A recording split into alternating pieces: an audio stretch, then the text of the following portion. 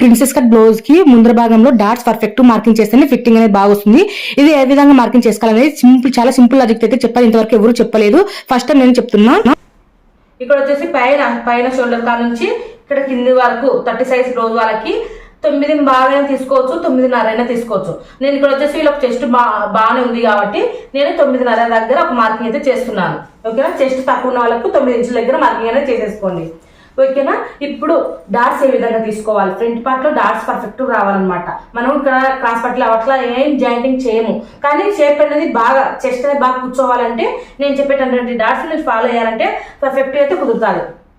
So చూడండి, ఇది వచ్చేసి మనకి ఎన్నో సైజ్ బ్లౌజ్ అని చెప్పాను, 30 సైజ్ బ్లౌజ్ కదా. 30 సైజ్ బ్లౌజ్ 30/10 ఇంచులు చేసుకుంటే మనకి ఎంతైతే వస్తుందో 30/10 భాగాలు చేసుకుంటే మనకు 3 ఇంచులు అయితే వస్తుంది అనమాట. 3.0 వస్తుంది, అంటే 3 ఇంచులు అనమాట. 3 ఇంచుల దగ్గర ఇక్కడ ప్లస్ గుర్తు అనేది వస్తుంది చూడండి. ఇక్కడ ఒక మార్కింగ్ అనేది చేశాను. ఈ మార్కింగ్ కు ఇటుపక్కల వీళ్ళ చెస్ట్ బాగుంది అనమాట, అందుకోసం వచ్చేసి నేను ఒక 1 ఇంచ్ అనేది ఇక్కడ మార్కింగ్ అనేది చేస్తున్నాను. అలాగే ఈ గీతకి ఇటుపక్కల ఒక 1 ఇంచ్ అనేది మార్క్ చేశాను. ఇదే మార్కింగ్సే ఇక్కడ కింద కూడా అనమాట. ఇక్కడ 3 ఇంచుల దగ్గర ఒక మార్కింగ్ చేశాను. ఈ గీతకు ఇటు సైడ్ ఒక 1 ఇంచ్, అలాగే ఇటు సైడ్ ఒక 1 ఇంచ్ అనేది తీసుకుంటున్నాను. అలా చెస్ట్ సన్నగా ఉన్న వాళ్ళకి కనుక అర్ధ ఇంచు అట్లా తీసుకోవాలన్నమాట. సో వీళ్ళకి చెస్ట్ బాగా ఉంది కాబట్టి నేను ఒక 1 ఇంచ్ అనేది తీసుకుంటున్నాను. సో ఈ విధంగా తీసుకున్న తర్వాత ఇట్లా లైన్ మార్క్ చేసుకుంటున్నాము. ఇక్కడ సెంటర్ మార్కింగ్ ఇటు మార్కింగ్ అనేది చేస్తున్నాం. ఇక్కడికి వచ్చేసరికి కొంచెం ఇట్లా వంకర అనేది తీసేసుకోవాలి, అప్పుడు షేప్ అనేది బాగా కూర్చుంటుంది అనమాట. ఓకేనా, ఈ విధంగా మనం మార్కింగ్ అనేది చేసుకుంటాం. ఎప్పటికైనా సరే ప్రిన్సెస్ కట్ లో పై నుంచి ఇక్కడ డాట్ వరకే చూసుకోవాలి. ఇక్కడ కింద ఎంతున్నా మనకు సంబంధం లేదనమాట. ఇక్కడ నుంచి ఇంత పొడుగు ఈడదాకా పొడుగున్నా మనకు సంబంధం లేదు.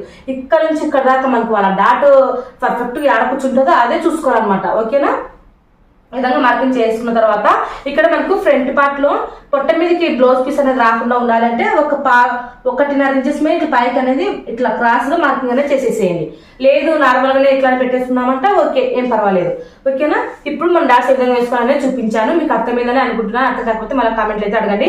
కేవలం మనం చెస్ట్ తోనే ఈ డాట్స్ అనేవి ఆధారపడి ఉంటాయి. ఓకేనా, ఇప్పుడు వచ్చేసి ఇక్కడ సంక్రమణ దగ్గర ఇట్లా సెంటర్ దగ్గర ఒక 1/2 ఇంచెస్ మీద ఇట్లా మార్కింగ్ అనేది చేసేసుకోవాలి. ఇది కటింగ్ లోకి అయితే వెళ్ళిపోతుంది ఈ విధంగా. ఇంకా ఇక్కడ డాట్ వేసుకోవాలంటే మీ చాయిస్. డాట్ వేసుకోవాలనుకునే పాట కనుక మనకి ఇక్కడ చెస్ట్ మార్కింగ్ 9.5 తీసుకున్నాం చూడండి. దీనికి ఒక 1 ఇంచెస్ మీద పైకి అనేది మార్క్ చేసుకోవాలి. ఇక్కడ దాకైతే కుట్టుకోవాలన్నమాట. ఈ విధంగా డాట్ వేసుకోవాలంటే ఇట్లా వేసుకోవాలి. డాట్ లేదా అవసరం లేదనుకుంటే వేసుకోవాల్సిన అవసరం లేదు. ఈ విధంగా మార్కింగ్ చేసుకోవాలి. ఈ blouse cutting video full video already నేను మన ఛానల్ అప్లోడ్ చేశాను, చూడండి. లేదంటే ఈ వీడియో కింద డిస్క్రిప్షన్ ఇస్తాను.